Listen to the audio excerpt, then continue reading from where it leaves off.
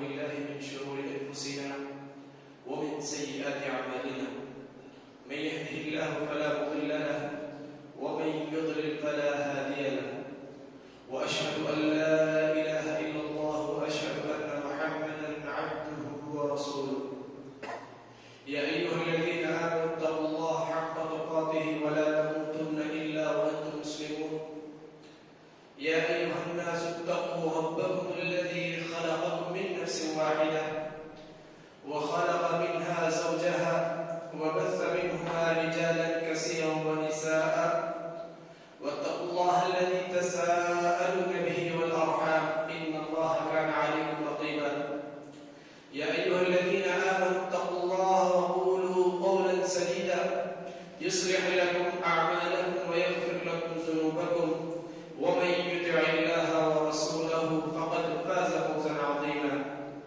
أما بعد فإن خير الحديث كتاب الله وخير الهدي هدي محمد صلى الله عليه وسلم وشر الأمور محدثاتها وكل محدثة بدعة وكل بدعة ضلالة وكل ضلالة في النار فأعوذ بالله السميع العليم من الشيطان الرجيم من همزه ونفخه ونفسه بسم الله الرحمن الرحيم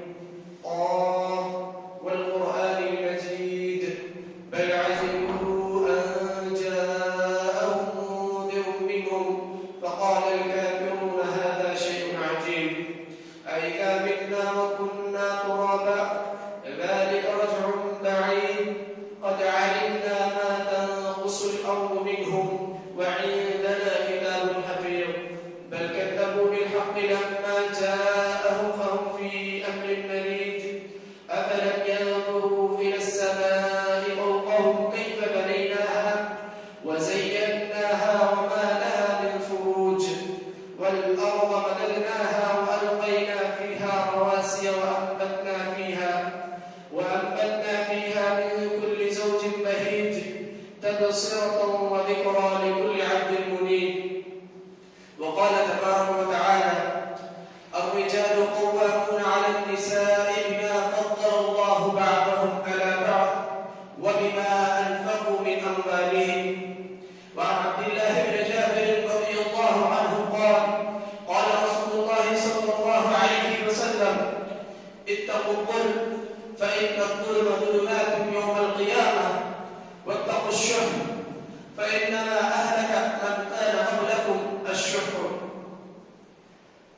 محترم حاضرین ہر قسم کی تعریف حمد و ثنا کبریائی و بڑائی اور بزرگی اس اللہ رب العالمین کے لیے لائق و زیبا ہے جس نے مجھے آپ کو اس پوری کائنات کو پیدا کیا خالق مالک اور مدبر ہے درود و سلام نازل و تمام انبیاء علیہ السلام پر خصوصاً آخری نبی جناب محمد رسول اللہ صلی اللہ علیہ وسلم پر جن کی محنتوں کوششوں کاوشوں اور قربانیوں سے یہ دین اسلام عشق اور آپ تک پہنچا حاضرین جمعہ آج کے اس جمعے کے موضوع پر جمعے کے دن جس عنوان کے تحت یا جس ٹاپک کے تحت میں آپ لوگوں کے سامنے چند باتیں رکھوں گا وہ جو ہے اس کی شرعی حیثیت اور اس کے نقصانات کیا ہے یعنی جسے ہم کٹنل بولتے ہیں کٹنل اسلام کی نظر میں اس کا کیا حکم ہے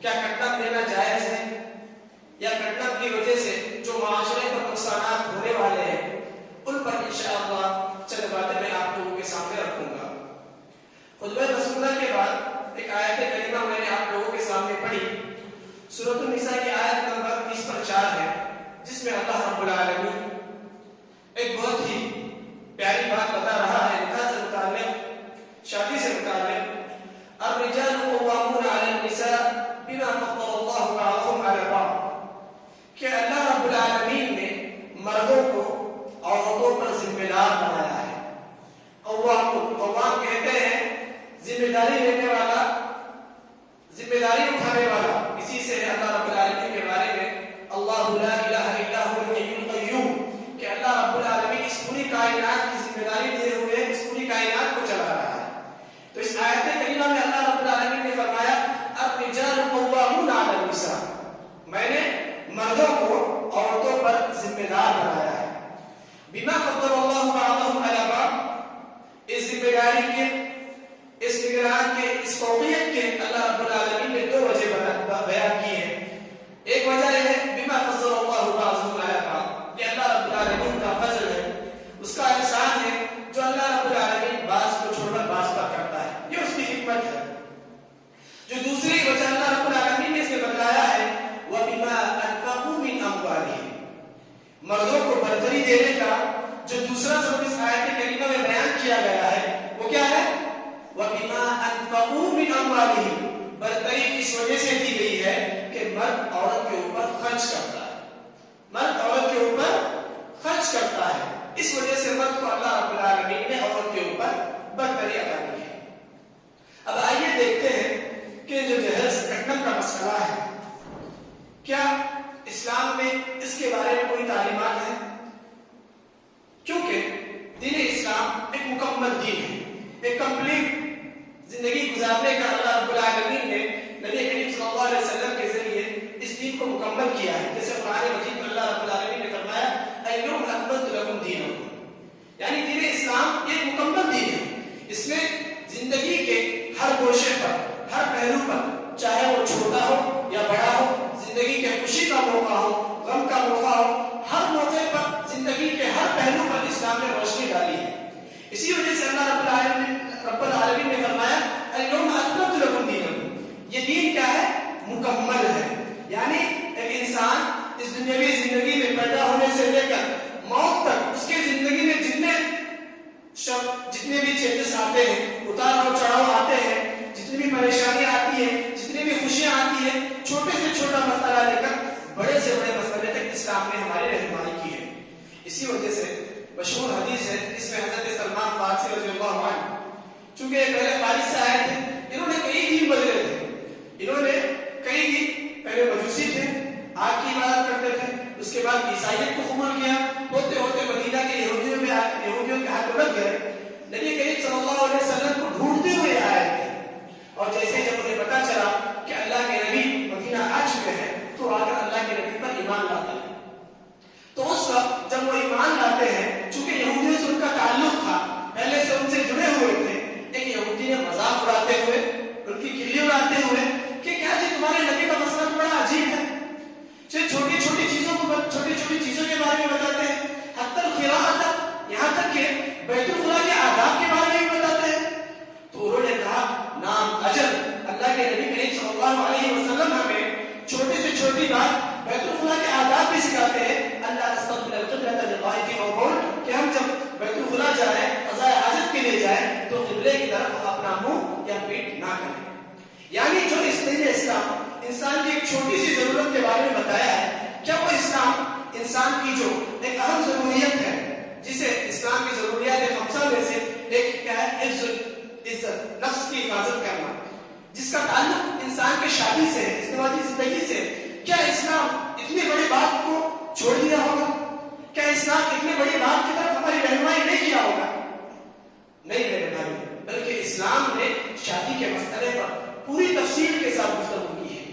شادی کے مسائل پر انسان کو سیٹسفیکیشن ملنے کے حد تک اسلام نے ہمیں تعلیمات بتلائی ہے.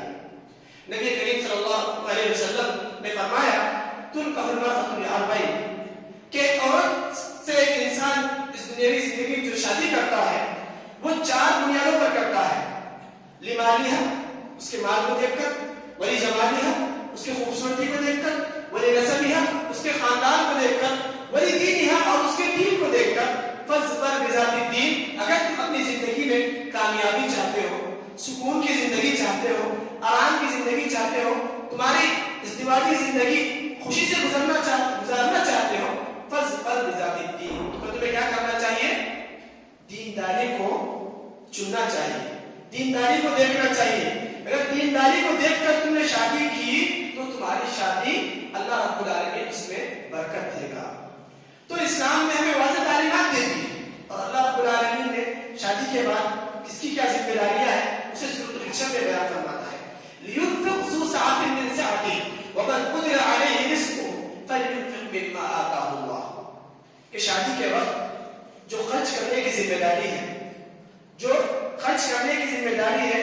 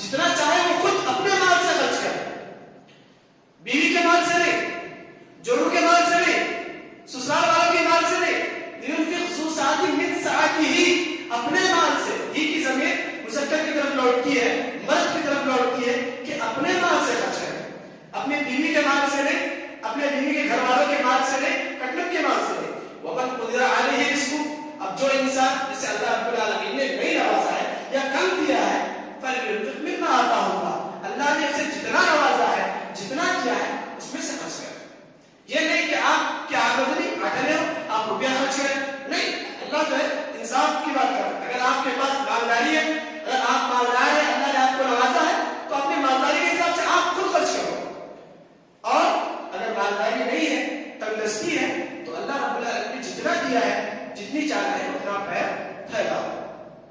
تو اس آیت میں اللہ کے نبی اس آیت میں اللہ رب العالمین نے اور اس سے پہلے حدیث میں نبی کریم صلی اللہ علیہ وسلم نے شادی کے متعلق میں بتا دیا کہ شادی میں جو خرچ کرنے کی ذمہ داری آتی ہے وہ کس کی ہے؟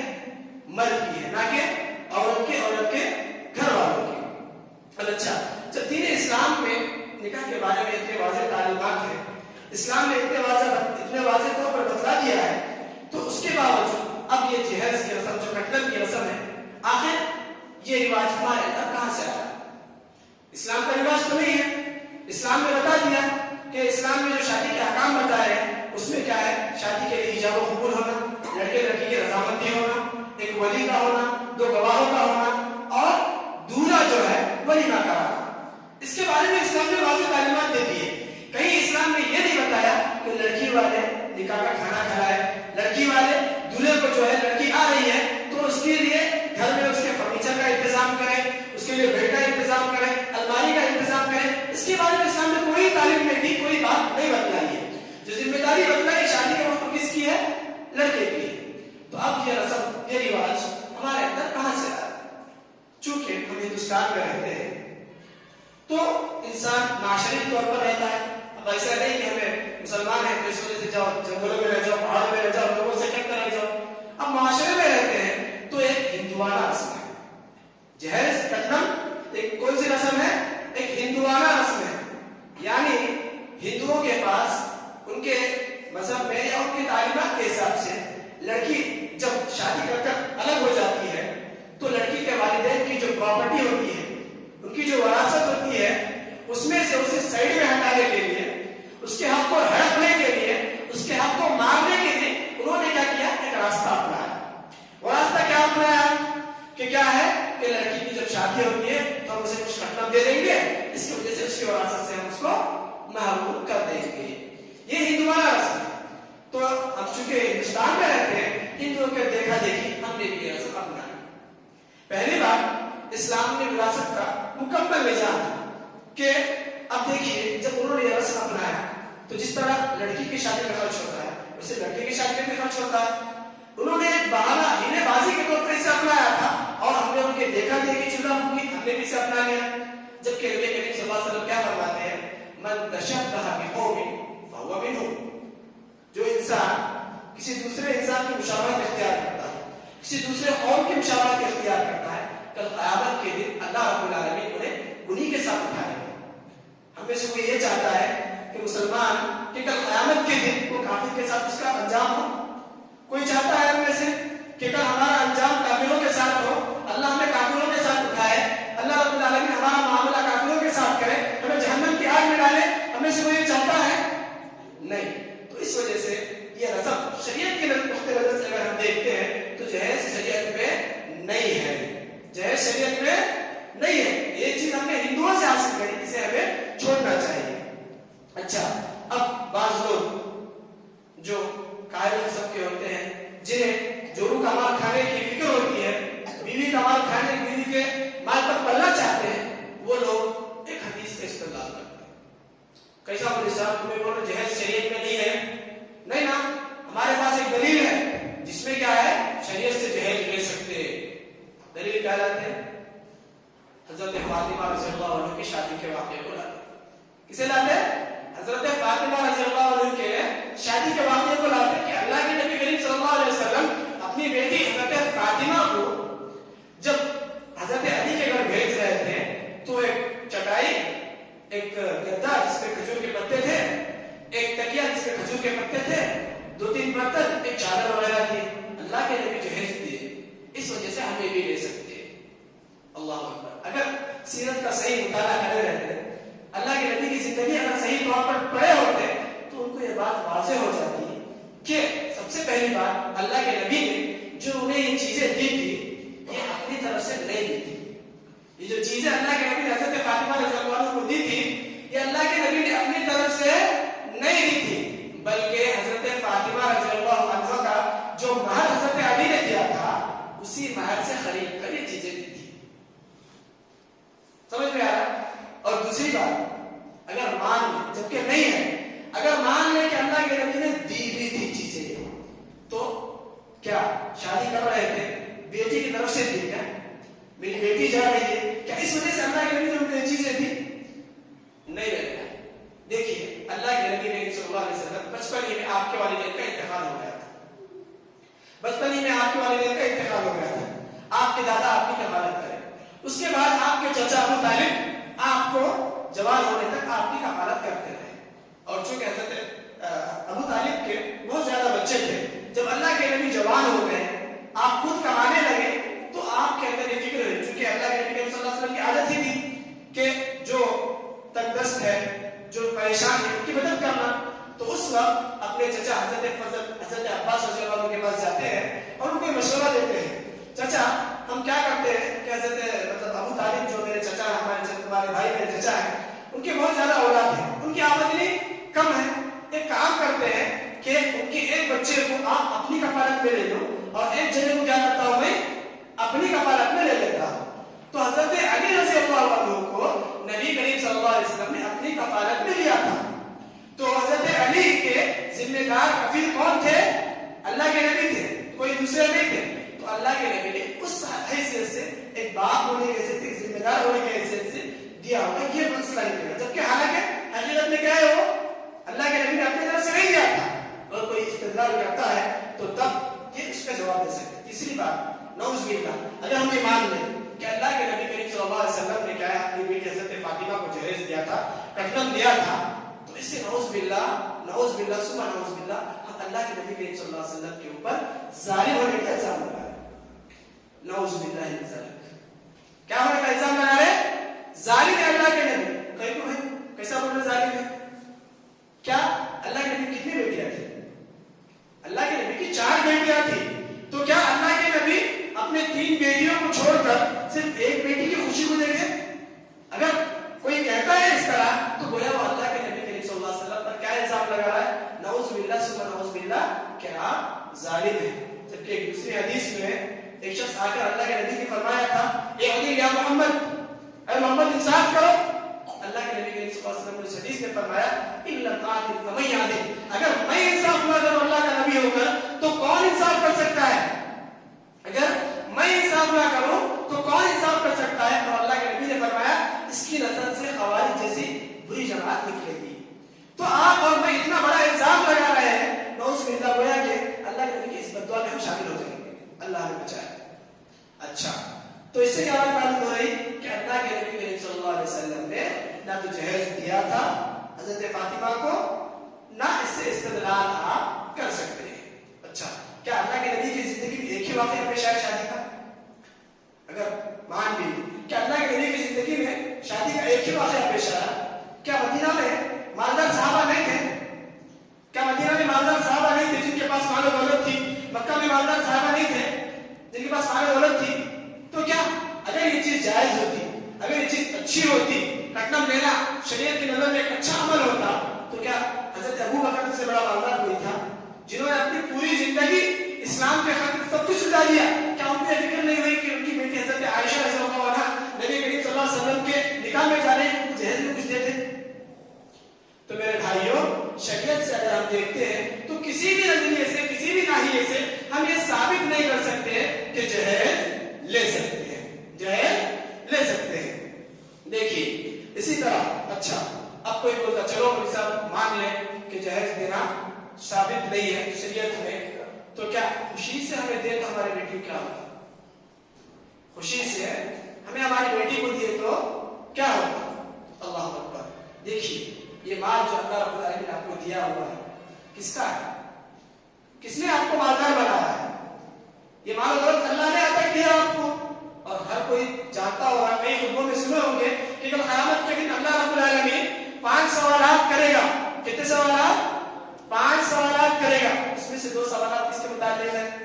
مال کے متعلق۔ ایک، مال کہاں سے کمایا، دوسرا مال کہاں پر خرچ کیا، مال کہاں پر خرچ کیا، اللہ رب العالمین اس کے بارے میں پوچھے گا۔ اور جس کے جب اللہ رب العالمین نے مال دیا ہے آپ کو تو مال خرچ کرنے کا راستے بتلائے ہیں، اور قرآن مجید میں حضرت شعیب علیہ السلام کا واقعہ جب اللہ رب العالمین نے نقل کیا ہے تو اس وقت اللہ رب العالمین نے فرمایا الصلاۃ تأمرک ان نفعل فی اموالنا ما نشاء، کہ کیا تمہاری نمازیں حضرت شعیب علیہ السلام سے ان کی قوم نے پوچھا کیا تمہاری نمازیں تمہارا دین اس بات کا حکم دیتا ہے ہمیں پوچھتا ہے کہ ہماری مرضی بھائی ہمارے مال میں ہم جو چاہے کریں آپ کون آتے ہیں؟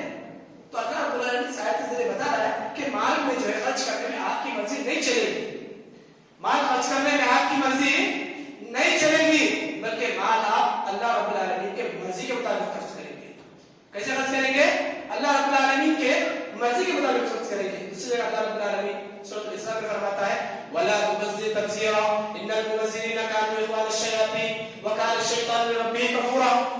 اے اللہ کے نبی آپ بتا دیجئے کہ مال میں جو ہے اسراف نہ کرے، فضول خرچی نہ کرے. کیوں؟ وَلَا تُبَذِّرْ تَبْذِيرًا إِنَّ الْمُبَذِّرِينَ كَانُوا إِخْوَانَ الشَّيَاطِينِ. مال میں فضول خرچی کرنے والے کون ہوتے ہیں؟ شیطان کے بھائی ہوتے ہیں. کیا آپ میں سے کوئی اس بات پر راضی ہے کہ شیطان کا بھائی بن جائے؟ کوئی راضی ہے؟ کوئی شیطان کو اپنا بھائی بنانا چاہتا ہے؟ تو اللہ رب العالمین اس آیت کریمہ میں بتا رہا ہے وَلَا تُبَذِّرْ تَبْذِيرًا، آپ مال کو بیکار فضول خرچی میں خرچ نہ کریں. إِنَّ الْمُبَذِّرِينَ كَانُوا إِخْوَانَ الشَّيَاطِينِ کہ مال کو فضول خرچی میں اڑانے والے شیطان کے بھائی ہیں. وَكَانَ الشَّيْطَانُ لِرَبِّهِ كَفُورًا، اور شیطان اللہ رب العالمین کا ناشکرا بنتا ہے. تو آپ وہ جہیز دے رہے ہیں تو آپ اللہ رب العالمین کی ناشکری کر رہے ہیں. آپ کٹنم دے رہے ہیں خوشی سے تو اس کا مطلب یہ ہے کہ آپ اللہ رب العالمین کی ناشکری کر رہے ہیں، اسے ناراض کر رہے ہیں. اب اللہ رب العالمین کو ناراض کر کر کہ آپ کی زندگی میں خوشی آ سکتی ہے، آپ کی زندگی میں کامیابی آ سکتی ہے، آپ کی بیٹی خوش رہ سکتی ہے. اللہ کو ناراض کر کر، شیطان کو خوش کر کر کہ آپ کی بیٹی سکون کے ساتھ رہ سکتی ہے، ہرگز نہیں میرے بھائی. اب ایک سوال پیدا ہوتا مولوی صاحب نہیں دیے تو کیا کرنا؟ لوگا بولتے ارے تبڑا مالدار ہے بیٹی کو کیا بھی نہیں دیا گیا. یا گھر کی عورتیں بولتی ہیں کیا ہے بچی ہے کیسا بھیجیں گے، کچھ نہ کچھ دے کر ہی بھیجنا چاہیے. تو میرے بھائیوں لوگ پیدا ہوئے ہیں بولنے کے واسطے، تانا دینے کے واسطے. کبھی آپ چاہے اچھا کام کریں یا برا کام کریں لوگ آپ کو سنائیں گے. تو کیا آپ کو لوگوں کی رضامندی، لوگوں کی خوشنودی چاہیے؟ لوگوں کو راضی کرنا ہے، لوگوں کو خوش کرنا ہے؟ نہیں، ہرگز نہیں. اگر آپ اللہ کو خوش کریں گے تو آٹومیٹک لوگ آپ سے خوش ہو جائیں گے. حدیث قدسی ہے کہ اللہ رب العالمین جب کسی بندے کو چاہتا ہے، پسند کرتا ہے، نادا جبریل علیہ السلام کو بلاتا ہے اور کہتا ہے میں فلاں بندے سے محبت کرتا ہوں، فراہم ہو اے جبرائیل تم بھی محبت کرو. حضرت جبرائیل علیہ السلام جو فرشتوں کے سردار ہیں وہ اس بندے سے محبت کرتے ہیں. اب وہ جا کر کیا کرتے ہیں؟ فرشتوں کو بتاتے ہیں فرشتے کہ اللہ رب العالمین فلاں بندے سے راضی ہے، فلاں بندے سے خوش ہے، تم بھی اس سے محبت کرو. تو پورے فرشتے اس بندے سے محبت کرنے لگتے ہیں. یہاں تک کہ اللہ رب العالمین پھر فرشتوں کے ذریعے لوگوں کے دلوں میں ڈالتا ہے کہ لوگ اسے محبت کرنے لگتے ہیں، یہاں تک کہ وہ لوگوں کا محبوب بندہ بن جاتا ہے، لوگوں کا کیا ہے پسندیدہ بندہ بن جاتا ہے. تو ہمیں لوگوں کی فکر کرنے کی ضرورت نہیں ہے. دوسری بات، لوگوں کی فکر کبھی نہیں کرنا. کل قیامت کے دن جب جہنم کی آگ میں جائیں گے تو کون سا دوست آ گا، جس شخص نے کہا کہ ارے فلاں نے کٹم نہیں دیا، کیا وہ آ کر آپ کو بچائے گا آگ سے؟ کل جب آپ کا حساب اللہ کے سامنے، آپ کو اپنے مال کا حساب دینا ہوگا، جب اللہ رب العالمین آپ سے اگر پوچھے گا کہ تم نے یہ مال میری اجازت کے بغیر میں نے جو نہیں بتایا اس راستے میں تم نے خرچ کیا ہے، تو آپ کا دوست آ کر بولے گا نہیں اللہ میں بولتا ہوں کہ خرچ کیا، آپ کا دوست آ کر آپ کو بچائے گا. ہاں، جو گھر میں جو عورتیں کہتی ہیں کہ فلاں عورت یہ کہے گی، فلاں عورت یہ سنائے گی، کیا وہ جو عورت سنا رہی ہے وہ آپ کو اللہ کے عذاب سے بچا پائے گی؟ ہرگز نہیں میرے بھائیوں. تو اس سے یہ بات واضح ہو گئی شریعت کے نظر میں آپ کا کٹنا کسی بھی ناحیے سے، کسی بھی حیثیت سے آپ نہیں لے سکتے. کسی بھی ناحیے سے آپ کا کٹنا کیا نہیں کر سکتے، لے نہیں سکتے. اچھا، اب تو یہ جہیز کی شرعی حیثیت کے متعلق میں اب تک آپ لوگوں کے سامنے باتیں رکھی کہ جہیز کیا ہے، جہیز کہاں سے آیا. جہیز کے معنی سب کو معلوم ہے، اس لیے میں اس کے معنی نہیں بتایا. جہیز کے معنی تیار کرنا، سامان دینا، سب کو معلوم، اس واسطے میں نہیں بتایا. فلما جہزهم بجهازهم جعل السقاية في رحل أخيه. اللہ رب العالمین نے سورہ یوسف میں جب یوسف علیہ السلام کا واقعہ بیان کیا تو اس میں بیان فرمایا کہ جب یوسف علیہ السلام اپنے بھائیوں کا سامان تیار کر رہے تھے خاصانی کے طور پر، تو جہازہ کا معنی سامان تیار کرنا، اور کٹم کے معنی تو معلوم ہے کہ بیوی جو لے کر آتی شادی کے موقع پر، یہ جہیز ہے. تو اب تک جہیز کسے کہتے ہیں, جہیز کیا لے سکتے ہیں اسلام میں, اس کی شرعی حیثیت کیا ہے, کیا اسلام سے ثابت ہے, کیا خوشی سے دے سکتے ہیں. ہر رائے سے آپ پر یہ بات اب واضح ہو گئی کہ جہیز کسی بھی داعی سے درست نہیں ہے, کسی بھی طور پر آپ نہیں لے سکتے ہیں. اب میرے موضوع کا جو دوسرا حصہ ہے اس کے نقصانات کیا ہے. اگر کوئی انسان جہیز لیتا ہے, کٹنم دیتا ہے, تو اس کے نقصانات کیا ہے. دیکھیے, سب سے پہلا نقصان تو یہ ہے کہ جہیز ایک بہت بڑا گناہ ہے. کیوں؟ کیونکہ آپ یہاں پر اللہ رب العالمین کی نافرمانی کر رہے ہیں. اللہ رب العالمین قرآن مجید میں فرماتا ہے وَلَا تَعَاوَنُوا عَلَى الْإِثْمِ وَالْعُدْوَانِ, آپ برائی کے اندر مدد نہیں کر سکتے, چاہے وہ جہیز دینے والے ہو یا لینے والے ہو. خوشی سے دے رہے ہو تب بھی آپ کیا کر رہے ہیں, برائی میں مدد کر رہے ہیں, اور یہ گناہ ہے. اس سے وجہ سے کیا ہوگا, معاشرہ تباہ ہوگا. کیا ہوگا, معاشرہ تباہ ہوگا. جو آیت کریمہ میں نے آپ لوگوں کے سامنے پڑھی, اس میں اللہ رب العالمین نے فرمایا الرجال قوامون علی النساء. دیکھیے اب جہیز کا نقصان کیا ہوتا ہے کہ اللہ رب العالمین اس آیت کریمہ میں کیا فرمایا کہ مرد عورت پر ذمہ دار ہے. جب جہیز کا مال لے گا, جب اس کی بیوی جہیز لے کر آئے گی, یہاں پر کیا بیوی اس کی بات سنے گی؟ کیا بیوی اس کی بات سنے گی؟ کیا بیوی کے اخلاقی کوتاہیوں پر وہ کچھ منہ کھول سکے گا, کچھ منہ کھول کر بول سکے گا؟ یا سسرال والوں کی طرف سے اگر کچھ ڈیمانڈز آئے, سسرال والے اسے گھر جوائی بنا لے, یا کچھ اس طرح کا مطالبہ آئے, یا بیوی کو الگ کر دو بولے, کچھ بول سکتا؟ ان کے احسانات پیچھے دبا ہوا ہے, ان کے احسانات کو پورا کرنا ہے. تو انسان یہاں پر اپنی حیثیت کھو دیتا ہے. کیا ہوتا ہے جہیز کا نقصان؟ انسان اپنے مرد ہونے کی حیثیت کھو دیتا ہے. عورت اس کے اوپر ذمہ دار بن جاتی ہے, عورت اس کے اوپر ذمہ دار بن جاتی ہے. عورت کا غلام بننا پڑتا ہے, اسے عورت کی باتیں سننا پڑتا ہے. اب والدین کو شکایت ہوتی ہے کہ بچہ ہماری بات نہیں سن رہا, جورو کا غلام ہو گیا, سسرال والوں کی طرف سے ایک بات کر رہا ہے. بھائی اسے کون مارے, اس کا سبب کون بنے؟ تمہیں اس کا منگے جب شادی کا ٹائم آیا تو اسے اس طرح اس کی حالت کرنے کے ذمہ دار کون تھے؟ بچے کے والدین تھے, ان کے امی ابا تھے. خاص طور پر عورتیں, ان کے لیے میری نصیحت ہے کہ بہت سی عورتیں کیا ہے, بیٹا ہے تو گھر میں جہیز آنا. تو میں یاد رکھ لو کہ بعد میں اگر آپ کا بیٹا آپ کی نافرمانی کرتا ہے, اگر ماں کو تکلیف ہوتی, ارے میں اس کے واسطے اتنا کری نا, اتنے سال پالی, اس کے اچھے گھر میں شادی کرائی, اتنا جہیز ہم کو لائی, آج میری بات نہیں سن رہا. کون اس موڑ پر لائے اسے, کون اس مقام پہ کھڑا کرے اسے؟ ابھی تو کھڑا کرے. جب بیوی کے احسانات ہوں گے تو انسان احسانوں کا غلام ہوتا ہے. جب آپ کے ساتھ کوئی اچھا کرتا ہے تو فطری طور پر آپ کے دل میں آتا ہے کہ میں اس کے ساتھ اچھا کروں. جب آپ بیوی کا کھا رہے ہیں تو بیوی کی بات سنیں گے نہیں. جب بیوی کے گھر والوں کی کھا رہے ہیں تو بیوی کے گھر والوں کی بات نہیں سنیں گے. تو اس وجہ سے معاشرہ کا نظام جو اللہ رب العالمین نے فطرت بنایا ہے, قانون بنایا ہے کہ معاشرے میں مردوں کی ذمہ داری اور مردوں کی نگرانی ہو, آپ اسے الٹا کر رہے ہیں, فطرت سے بغاوت کر رہے ہیں. اور فطرت سے بغاوت کر کر آپ پرسکون زندگی گزار سکیں گے, آرام کی زندگی گزار سکیں گے, آپ کی شادی کی زندگی, ازدواج کی زندگی آرام سے کٹے گی؟ اللہ اکبر, ہرگز نہیں. اسی طرح یہ سنت کی بھی مخالفت ہوگی. پہلا اللہ کے قانون فطرت کی مخالفت, دوسرا کیا ہے, سنت کی مخالفت. سنت کی مخالفت کیسے ہے؟ سنت میں کیا ہے, شادی کا طریقہ اللہ نے نبی کریم صلی اللہ علیہ وسلم نے بڑا آسان بیان کیا ہے. کئی بار سنے ہوں گے آپ واقعات کہ شادی ایک دم آسان مسئلہ ہے. انسان کے لیے شادی کے لیے بہت سوچنے کی ضرورت نہیں ہے. حدیث وحدہ کا واقعہ جو سنے ہوں گے آپ, نبی کریم صلی اللہ علیہ وسلم ایک مرتبہ صحابہ کے ساتھ بیٹھے ہوئے تھے. اچانک ایک عورت آتی ہے اور کہتی ہے اے اللہ کے نبی, میں آپ سے شادی کرنا چاہتی ہوں, میں آپ سے شادی کرنا چاہتی ہوں. تو اللہ کے نبی صلی اللہ علیہ وسلم کو حاجت نہیں تھی. ایک سے دو بار, تین بار اس عورت نے اپنا سوال دہرایا, اللہ کے نبی سے کہا اللہ کے نبی میں آپ سے شادی کرنا چاہتی ہوں, آپ سے شادی کرنا چاہتی ہوں. اللہ کے نبی خاموش تھے, جواب نہیں دے رہے تھے.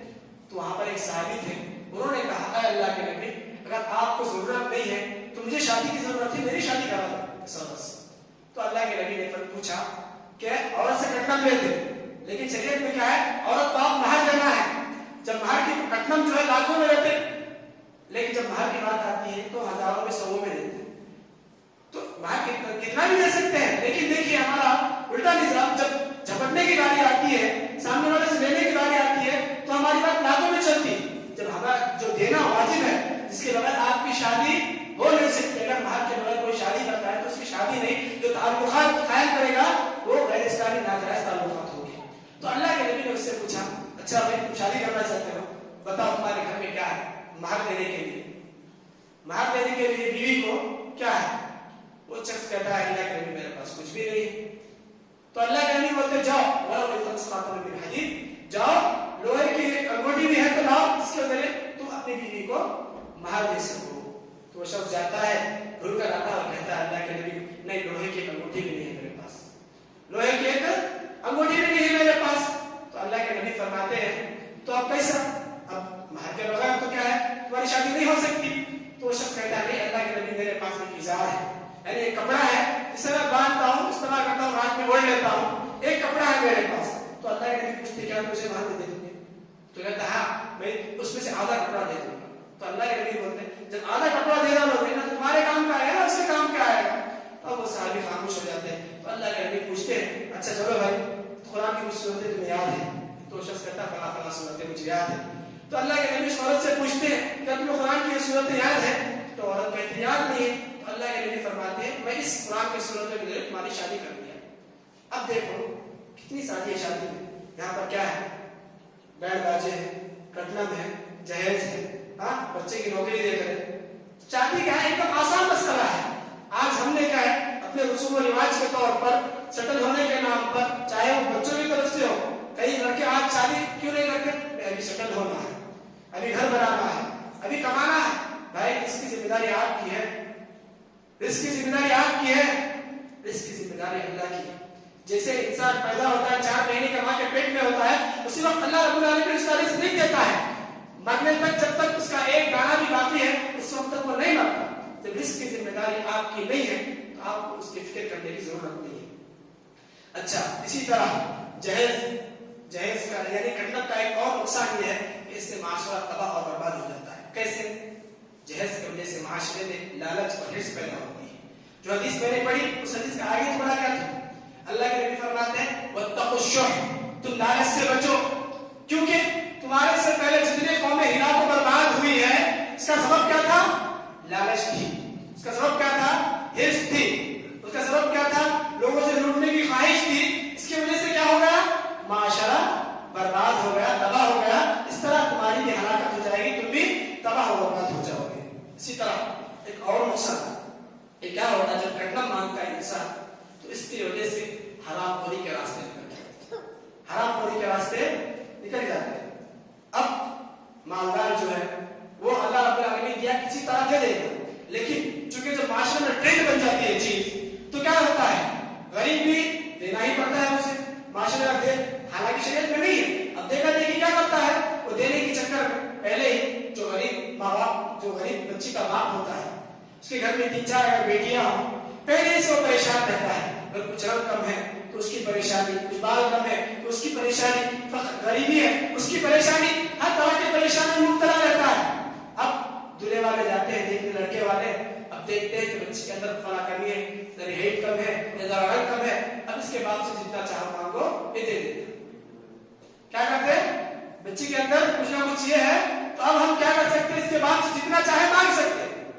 क्या करते मांग, अब बाप भी मजबूर है बेचारा, क्या करता, उसके घर में 3-4 बेटियां बैठी हुई है, क्या करता हो?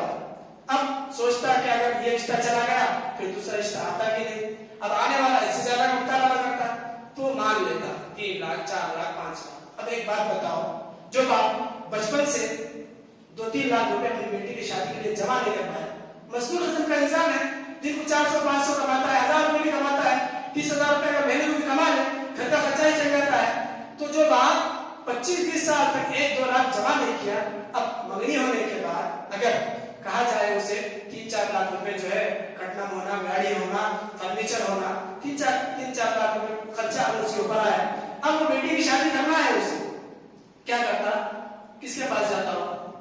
फाइनेंसर के पास जाता, सूद का पैसा लेकर आता। तो कटनम की वजह से आप जितना गुना, याद रखें, जितना गुना कटनम लाने की वजह से उस बाप को मिल रहा उससे ज्यादा गुना कटनम का मुतालबा करने वालों को मिलेगा।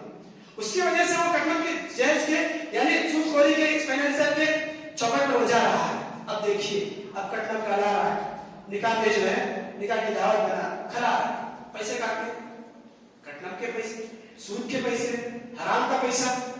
जब हराम का पैसा तो वही बच्चा भी खा रहा, बच्ची भी खा रही, اب انسان جب شادی کرتا ہے اس کے بعد جب بیوی کے ساتھ تعلقات بناتا ہے تو اس وقت جو جس نطفے سے انسان کی پیدائش ہوتی ہے اس کے بارے میں آپ لوگوں کو معلوم ہوگا کہ اللہ رب العالمین نے پہلے سے اسے اسٹور کر نہیں رکھا ہے جسم میں. پہلے سے یہ اسٹور نہیں ہوتا ہے. جب انسان اس وقت اس کا ویٹ بنتا ہے, جب تعلقات قائم کرتا ہے, اس وقت یہ چیز جنریٹ ہوتی ہے. اب کھایا کون سا چیز ہو؟ حرام کا کھایا, اس کے خون میں حرام کا ملا. اب اس حرام کے نطفے سے اگر وہ بچہ پیدا ہوتا ہے تو اب کیا وہ متقی بنے گا؟ بچہ جو پیدا ہوا ہے حرام کا کھانے سے ماں بھی کھائے باپ بھی کھایا, اب ماں باپ جا کر ملے, اس حرام کے کھانے کا اثر اس کے اوپر ہوگا ہی ہوگا. اب اس نطفے سے جو بچہ آئے گا تو کیا وہ متقی ہوگا, اللہ کا ولی ہوگا, عالم دین ہوگا, حافظ قرآن ہوگا. اب دیکھ رہے کہ چھوٹی عمر میں ایسے ایسے کام کرتا کہ والدین پریشان, ارے بچہ ہمارا کیا ایسے ہاتھ سے نکل رہا, کہیں کو نہیں نکلے گا بھائی. جس کے جب رنگ دکھائے گا کہ جب حرام کے حصے آپ حرام کے حصے سے پیدا کرے, حرام کا کھا کر, تو وہ وہی کام بتائے گا, وہی کام کرے گا اور جہنم تک جانے کا سبب بنے گا. اب اچھا آپ بتاؤ, جو لوگ یہاں پر قوم والوں کی دیکھتے ہیں, معاشرے والوں کی دیکھتے ہیں, تو کیا معاشرے والے آ کر آپ کے بچے کو جب بگڑ گیا ہے اسے سنبھالتے کیا؟ جس معاشرے پہ آپ بہانہ اٹھاتے, جس معاشرے کا یہ لیتے ہیں آپ سہارا, کیا اس معاشرہ آپ کو یہ کر سکتا؟ اگر آپ کو حرام خود سے آپ کا بچہ پیدا ہو گیا, جہنم میں جانے کا سبب بن رہا ہے, کوئی آپ کو یہ کر سکتا؟ اب کئی بچے کیا ہوتے ہیں, کئی نوجوان سن کر توبہ کر لیتے ہیں کہ جہیز نہیں لیں گے, لیکن گھر میں کیا ہوتا ہے کہ والدہ کا پریشر, امی کا پریشر. اب امی کو بولا بچہ جا کر, امی میں جو ہے جہیز کے بغیر شادی کر لوں گا, کٹن کے بغیر شادی کر لوں گا. ماں بولتی تو گھر سے جا, تجھے کوئی ایسے بھی مسئلہ ہے, تو اس موقع پر بچے کی ذمہ داری ہے کہ فوری طور پر انکار کرتے ہو. کیوں کل آپ کے دن آپ کا بچہ اگر جہنم کا ایندھن بن رہا ہے تو کیا آپ کی والدہ جو بچے کی دائی آدمی سے بچائے گی؟ اللہ رب العالمین قرآن مجید میں قیامت کا منظر کیا کھینچ رہا ہے؟ یوم یفر المرء من اخیہ وامہ وابیہ وصاحبتہ وبنیہ. کل قیامت کے دن بھائی بھائی کو نہیں پوچھے گا, بیٹا ماں باپ کو نہیں پوچھے گا, ماں باپ بچوں کو نہیں پوچھیں گے. کل قیامت کے دن آپ کے اور آپ میں سے کوئی یہ چاہتا ہے کہ آپ کا بچہ جہنم کے ایندھن بنے, فاسق و فاجر بنے, معاشرے کا گنڈا بنے؟ آپ اس کو یہ چاہتا ہے؟ اگر خدا نخواستہ آپ کے اسکول سے تاثیر سے آپ کا بچہ ایسا بن جا رہا ہے کہ آپ کی والدہ بچا سکتی ہے, آپ شادی کا انکار کرتے ہیں. یہ معاشرے میں سود خوری, حرام خوری کا ایک سبب بن جاتا ہے. اس کی وجہ سے اس کی جو ہے آپ کے آنے والی نسلوں پر اس کا اثر پڑے گا, آپ کی آنے والی نسلوں پر اس کا اثر پڑے گا. اسی طرح سود جب انسان مطلب کٹن کا مطالبہ کرتا ہے انسان, تو راستہ غلط ہوتا ہے, اللہ کی نافرمانی کرتے ہیں. اس کی وجہ سے کیا ہوتا ہے, شادی کرنا مشکل ہو جاتا ہے. جو غریب بچوں کے ماں باپ ہیں, جن کے گھر میں 3-3 4-4 بیٹیاں ہیں, اب ایک بیٹی کو 5-5 6-6 لاکھ کر 20 لاکھ 25 لاکھ کی شادی کرانا چاہے, وہ کہاں سے کرا پائے گا؟ جس کی وجہ سے کیا ہوگا, معاشرے میں مطلب برائیاں پھیلیں گی, زنا عام ہو جائے گا. ایک سروے کے مطابق ایک مہینے پہلے جو سروے گزرا ہے, جس میں 200 سے زیادہ مسلم بچیوں نے بھاگ کر ہندوؤں سے شادی کر لی. نعوذ باللہ ثم نعوذ باللہ. اللہ ہمیں اور آپ کو اس سے محفوظ رکھے. جس کے کئی ایک اسباب ہیں, میں یہ نہیں کہتا صرف جہل ایک سبب ہے, اس میں سے ایک سبب یہ بھی ہوگا کہ غریب والدین جو اپنی بچیوں کی شادیاں نہیں کرا سک رہے, جن کی عمر گزرتی جا رہی ہے, وہ کیا کر رہی ہے, غیر مسلموں کے ساتھ بھاگ رہی ہے. اس وجہ سے ہمارے شادی کے رسوم و رواج کٹن وغیرہ کے, یعنی شادی کے جو رسوم و رواج ہم نے بنا دیے ہیں, اس وجہ سے معاشرے کے اندر یہ برائیاں عام ہوتی جا رہی ہیں. آج مسلم بچیاں بھاگ کر گھروں کے ساتھ شادیاں کر رہی ہیں. اللہ اکبر. اسی طرح جہیز کا ایک اور سبب یہ ہے کہ کئی واقعات آج کل سوشل میڈیا پر وائرل ہے. واقعہ ایک لڑکی جو عائشہ نام کی تھی, خودکشی کر لی. اس کا سبب بھی کیا بتاتے ہیں, جہیز. یعنی آپ جب کٹن کا مطالبہ کرتے ہیں, جس کی وجہ سے جاہلیت کی ایک رسم زندہ ہوتی ہے. یعنی اسلام آنے سے پہلے جو جاہلیت میں بچیوں کو زندہ درگور کر دیا جاتا تھا, اس ڈر سے کہ جو ہے ان کی نگرانی کرنا ہے, ان کو پالنا پوسنا ہے, جنگوں میں جو ہے قیدی بن جائے گی, عزت چلی جائے گی, بچپن ہی میں ڈال دیتے تھے. آج ہمارے معاشرے میں شادی ہونے کے بعد یا تو بچے خودکشی کر لے رہے, یا اس کے بچے کے والدین زبردستی ظلم زیادتی کر کر اسے مار دے رہے.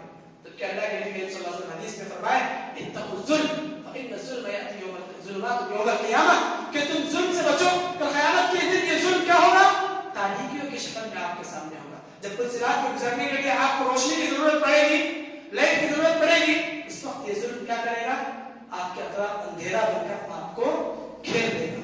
और इंसान देखिए कटनत की वजह से जुल्म की तीनों किस्मों में इंसान शामिल हो जाता है। जुल्म की कितने किस्में हैं? 3 किस्में हैं।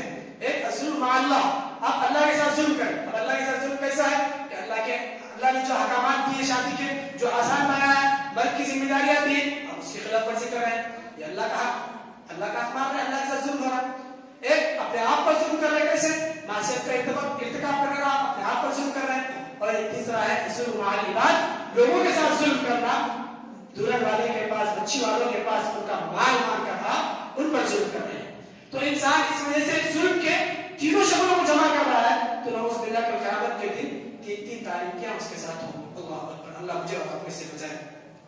मतलब हाजिर तो और कई नुकसानात हैं, चूंकि वक्त हो रहा है तो इसके चंद तदारुक कैसे हम इससे बच सकते हैं उसके बारे में 2-3 बातें बोलकर मैं अपनी बात को खत्म करूंगा। सबसे पहली चीज इससे बचने के लिए हमें हमारे अंदर, मुसलमानों के अंदर इस्लाम के मुताल्लिक़ बेदारी लाना चाहिए। सबसे पहली चीज क्या है? इस्लाम के मुताल्लिक़ बेदारी लाना चाहिए। अगर आप कटनत की रस्म को खत्म करना चाह रहे हैं, जो माशरे का एक नासूर है, जो पूरे माशरे को तबाह किए हुए, मुसलमानों को नहीं हिंदुओं को भी, आप देखिए कि जो खुशी का एक वाकया हुआ है, ये पहला वाकया नहीं है। आप सुने हजारों वाकयात होते रहते हैं, सिर्फ ये वायरल हो गया इस वजह से मशहूर हो गया, लेकिन कई वाकयात आप लोगों ने सुने होंगे सिर्फ जहेज कटन की वजह से खुदकुशियां हो रही है। इसका मतलब ये नहीं कि खुदकुशी जायज है, दुरुस्त है, हरगिज़ नहीं। खुदकुशी किसी भी सूरत में दुरुस्त नहीं है, ये बुज़दिली की अलामत है, अल्लाह रब्बुल आलमीन की नाफरमानी है। लेकिन इसका सबब कौन बन रहा है? इसके एक सबब आप बन रहे हैं, तो इस वजह से हमें इस सिलसिले में मुतनब्बे रहना चाहिए। तो इसे लोगों को शरीरी हैसियत से वाज़ेह करना है और उनके सामने बताना है कि अल्लाह रब्बुल आलमीन ने कुरान मजीद में एक और आयत में फरमाया सूरह निसा की, या अय्युहल्लज़ीना आमनू ला ताकुलू अम्वालकुम बैनकुम बिल बातिल। अरे ईमान वालों, तुम आपस में एक दूसरे का माल बातिल तरीके से मत खाओ, बातिल तरीके से मत खाओ। उसके बाद जो दूसरी आयत है उसमें अल्लाह रब्बुल आलमीन फरमाता है, व मन यफ़अल ज़ालिका उद्वाना व ज़ुल्मन सौफ़ नुस्लिही नारा। और जो शख्स मालूम होने के बावजूद, पता होने के बावजूद जुल्म ज़्यादती करते हुए दूसरों का माल खाता है, इसका ठिकाना क्या होगा? जहन्नम होगा। सौफ़ नुस्लिही नारा, आप जहन्नम में जाएंगे। तो इसमें रोकने का सबसे अहम रास्ता यही है कि आप हमारे नौजवानों को, हमारे माशरे को जो इस्लामी तालीमात है, इस्लामी अहकामात है, उससे रोशनास कराएं।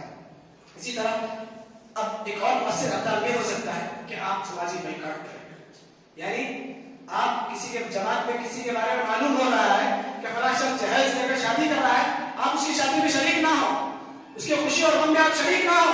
खासकर वो लोग जो माशरे पर जिनका असर रसूख होता है, जो माशरे के बड़े हैं, उनकी ये जिम्मेदारी बनती है, उनके ना जाने की वजह से असर पड़ेगा, वो असरांदाज होंगे। अल्लाह के नबी करीम सल्लल्लाहु अलैहि वसल्लम ने फरमाया, मन रआ मिनकुम मुनकरन फल्युगय्यिरहु बियदिही व इन लम यस्तति फबिलिसानिही व इन लम यस्तति फबिक़ल्बिही व ज़ालिका अज़अफ़ुल ईमान। अगर तुम में से कोई शख्स माशरे में कोई बुराई देखता है, कोई कोताही देखता है, अगर उसके अंदर ताकत है, उसके अंदर हिम्मत है, अगर वो पावरफुल है, अगर उसकी बात मानी जाती है, फल्युगय्यिरहु बियदिही, तो उसकी जिम्मेदारी है कि वो अपने हाथ के जरिए, मतलब अपने पावर के जरिए, अपने ताकत के जरिए उस बुराई को रोके। यानी कई रिश्तेदार माशरे में, खानदान में भी होते हैं कि घर के बड़े जो होते हैं उनका शादी में आना बहुत जरूरी होता है। अब ऐसे लोग अगर शादी में नहीं जाएंगे तो इस वजह से उनके ऊपर, यानी जो लोग ले रहे हैं उनके ऊपर एक तरह से आप दबाव डाल सकते हैं, एक तरह से रोक सकते हैं। अल्लाह के नबी करीम सल्लल्लाहु अलैहि वसल्लम की हदीस पर अमल कर सकते हैं। इसी तरह एक और रास्ता यह हो सकता है, जो गरीब बच्चियां हैं, नौजवान, उनसे शादी करें। गरीब बच्चियां हैं, नौजवान, उनसे शादी करें। आप हरगिज़ ये ना देखें कि आपकी रोजी कम पड़ जाएगी, आपका रिस्क कम पड़ जाएगा। मैं आपको एक हदीस सुनाकर अपनी बात खत्म करूंगा कि एक सहाबी अल्लाह के नबी करीम सल्लल्लाहु अलैहि वसल्लम के पास आते हैं, तंगदस्ती की शिकायत करते हैं, कहते हैं अल्लाह के नबी, मेरी जिंदगी बड़ी तकलीफों में गुजर रही है, मेरा गुजारा बड़ा सख्त गुजर रहा है, खाने पीने के लारे पड़ रहे हैं, कभी खा रहा हूं तो कभी नहीं खा रहा हूं। आप मुझे कोई ऐसा रास्ता बताइए, कोई ऐसा इलाज बताइए जिससे मेरी जिंदगी जरा खुशहाल हो जाए, मेरी जिंदगी में अल्लाह रब्बुल आलमीन बरकत दे दे। अल्लाह के नबी करीम सल्लल्लाहु अलैहि वसल्लम उन्हें कहते हैं जाओ शादी करो। अब ये सहाबी परेशान, अल्लाह के नबी मैं बोल रहा हूं कि मुझे ही खाने के लिए नहीं है, आप कहते हैं शादी कर लो। अल्लाह के नबी कहते हैं जाओ शादी कर लो, मेरा वो सहाबी जाते हैं, शादी करते हैं, आते हैं 15 दिन के बाद आते हैं, नबी करीम सल्लल्लाहु अलैहि वसल्लम पूछते हैं क्या भाई कैसी गुजरी जिंदगी? कहते हैं अल्लाह के नबी क्या बताओ, पहले खुद मेरे दाने पड़ रहे थे, अब मेरे साथ मेरी फीके भी लाने पड़ते हैं। मेरी बीवी भी जो है एक टाइम का खा रही, एक टाइम का मैं खा रहा हूं, एक टाइम का हम खा रहे, या आधा आधा खाना पड़ रहा है हमारा। फिर अल्लाह के नबी कहते हैं ठीक है जाओ, मैं एक नुस्खा बताता हूँ, तुम दूसरी शादी करो। क्या बोले अल्लाह के नबी? तुम जाओ दूसरी शादी कर लो। वो सहाबी परेशान, अरे भाई एक शादी कर इसमें आप नहीं पाल सक रहा हूं, अब दूसरी शादी कर लो बोले अल्लाह के नबी। सहाबी जाते हैं, ठीक है अल्लाह के नबी का हुक्म है, अल्लाह के नबी जानते हैं कि कुछ अच्छा नहीं होगा, जाकर शादी कर लेते हैं। फिर एक हफ्ते के बाद आते हैं, क्या अल्लाह के नबी पूछते क्या हुआ भाई? पहले तो 15 दिन के बाद आए थे, अब क्या एक हफ्ते के बाद ही आते हैं?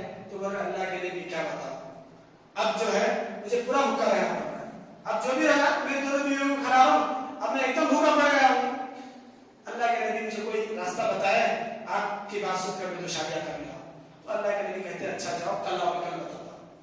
तो वो सहाबी का आते सोचते हैं कि अल्लाह के नबी शायद उनके वास्ते कोई काम ढूंढे होंगे, कहते हैं जाओ तीसरी शादी करो। सहाबी परेशान, सहाबी परेशान, तो अल्लाह के नबी कहते हैं जाओ तीसरी शादी कर लो, लेकिन अल्लाह के नबी का हुक्म है, इनके पास कुछ नहीं है, लेकिन कहीं तीसरी शादी कर ली। अब उसके बाद 1 महीने तक गायब बंदा, 1 महीने के बाद अल्लाह के नबी के पास आए, तो अल्लाह के नबी पूछे भाई कैसी गुजर गई जिंदगी? तो उन्होंने कहा अल्लाह के बड़े मजे में गुजर रही। क्या कहा? अल्लाह के नबी मेरी जिंदगी बड़े मजे में गुजर रही है कि जो मेरी तीसरी बीवी थी उनको एक काम आता था, चटाइयों को यानी खजूर के पत्तों से चटाई बनाना, मेरी बीवी जो है मेरे दूसरे 2 बीवियों को सिखा दी, दिन में 3 चटाइयां बनती है, मैं जाकर बेचता हूँ, 3 दिरहम आते हैं, 1 दिरहम खर्चा होता है, 2 दिरहम मेरे पास सेविंग्स बच जा रहे हैं। तो देखिए रिस्क की जिम्मेदारी आपकी नहीं है। अब गरीब बच्ची को आपके घर में लाएंगे तो आप हकीज ये ना सोचें कि आपको जो आपकी जो रोजी आप जो कमा रहे 500-400 उसमें से कम पड़ जाएंगे, नहीं, उसका जो रिस्क है उसने अपनी माँ के पेट में लिखा दिया है, उसका जो रिस्क है उसने अपने माँ के पेट में लिखा दिया है। अल्लाह जो है आपको बरकत देगा, आपकी जिंदगी में बरकत होगी। ये चंद रास्ते थे जिसके जरिए हम इस जहेज की रस्म का यानी इसका क्लब का तदारुक कर सकते हैं। अल्लाह रब्बुल आलमीन से दुआ है कि अल्लाह रब्बुल आलमीन मुझे और आपको जो दीनी तालीमात है शादी के सिलसिले में, जो इस्लाम की शरीयत को आसान बनाया है, निकाह को आसान जो अल्लाह के नबी ने बनाया है, शरीयत ने बनाया है, हम उस पर अल्लाह रब्बुल आलमीन मुझे और आपको उस पर अमल करने की तौफीक इनायत फरमाए। अल्लाह रब्बुल आलमीन हमें शरीयत के मुताबिक एकदम आसान अंदाज में शादी करने की तौफीक अता फरमाए। जो लोग अपनी बेटियों पर खर्च करते हैं, समझे अगर आप मालदार भी हैं तब भी आप इस जुर्म में शामिल होंगे। वला ताअवनु अलल इस्मि वल उद्वान, ये माल अल्लाह ने आपको दिया है, अल्लाह इस बारे में आपको पूछेगा, अल्लाह इस बारे में आपको पूछेगा। हरगिज़ आप ये ना समझें कि जो है मैं अल्लाह के पास बच जाऊंगा, हरगिज़ नहीं। आपकी वजह से माशरे पर अगर असर पड़ता है, अगर आपकी वजह से किसी गरीब की बेटी घर पर बैठ जा रही है तो उसका खुदा न खास्ता कोई गलत कदम उठाती है तो एक सबब आप होने की वजह से एक गुनाह आपकी तरफ भी पहुंचता है। तो अल्लाह रब्बुल आलमीन हमें सीधी सादी शादी करने, कटकम जैसे इस मोहलिक बीमारी से हमें उम्मत मुस्लिमा को पूरे इंसानियत को बचाए। अल्लाह रब्बुल आलमीन से दुआ है कि रब्बुल आलमीन हम में से हर किसी को इस्लामी तालीमात के मुताबिक जिंदगी गुजारने, चाहे वो शादी का मामला हो या कोई भी मामला हो, हमें अल्लाह रब्बुल आलमीन इस्लाम से जुड़कर इस्लामी तालीमात के मुताबिक जिंदगी गुजारने की अल्लाह मुझे और आपको तौफीक दे। अल्लाह रब्बुल आलमीन हमें से जो तंदुरुस्त मोहताज है, अल्लाह रब्बुल आलमीन तू उन पर शादी अता फरमा। अल्लाह रब्बुल आलमीन हमें से जो बीमार है, अल्लाह रब्बुल आलमीन से दुआ है कि अल्लाह रब्बुल आलमीन उन्हें शिफाए आजिला और कामिला से नवाजे। और हमें से जितने लोग हिदायत के वास्ते अपने रिश्तेदारों के सिलसिले में मुतमन्नी है, अल्लाह रब्बुल आलमीन से दुआ है कि अल्लाह रब्बुल आलमीन उनको उनके घर वालों को हिदायत से नवाजे। अल्लाह रब्बुल आलमीन हमें उसके जो इनामात हैं उसका मुस्तहिक बनाए। अक़ूलु क़ौली हाज़ा अस्तग़फ़िरुल्लाह ली व लकुम व लिसाइरिल मुस्लिमीन मिन कुल्लि ज़ंब फस्तग़फ़िरूहु इन्नहु हुवल गफ़ूरुर रहीम।